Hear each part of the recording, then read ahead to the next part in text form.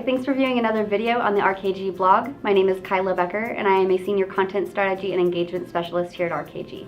In light of the focus on unnatural link signals by Google within the last year or so, it's important to know where NoFollows are appropriately placed so that you can make sure that they are there from the beginning. This will also help to reduce the number of link removal requests that you receive, thus saving you a lot of time and effort down the road.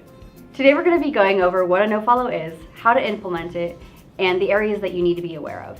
Essentially, a NoFollow tag tells search engines that link equity should not be passed from the referring domain to the targeted URL, and thus should not help it with its organic ranking. With these recommendations, please keep in mind that if links are authoritative and naturally obtained, and fall within Google guidelines, no action is required. So how do we implement a NoFollow tag? Well, a rel NoFollow tag can be placed within any link element where the targeted URL is recognized as needing a NoFollow. To make it easy to remember, you can always add the rel NoFollow tag to the end of your link element before the closing angle bracket, right before the anchor text.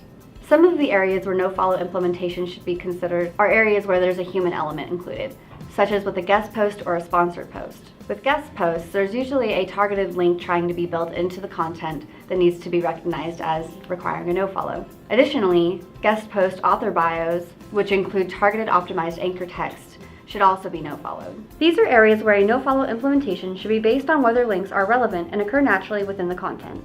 With this, we also need to consider sponsored posts where product or payment has been exchanged in return for a review or content. These definitely need to have NoFollows implemented as they do go against Google best practice. Additional paid placement that must require a NoFollow are those paid advertisements such as image banners or contextual link ads. Some other areas that include a human element that you should look at include forum profile links, forum signatures, and comment sections on blogs.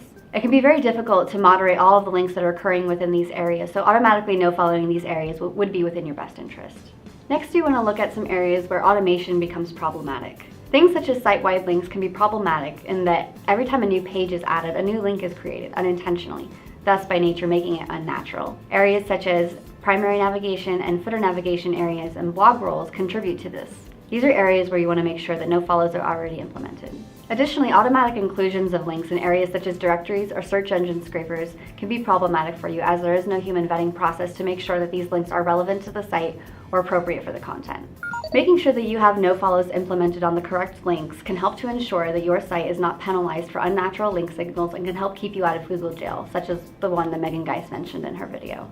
If you do have the ability to go back and change these areas retroactively, it is recommended that you do so to save yourself some more time. For more specific information on link schemes, go ahead and search for Google Link Scheme Guidelines, and that will provide you with a lot more information on what you need to know to make sure your site is in compliance. Thanks for joining us for another installment on the RKG blog. We hope to see you again soon.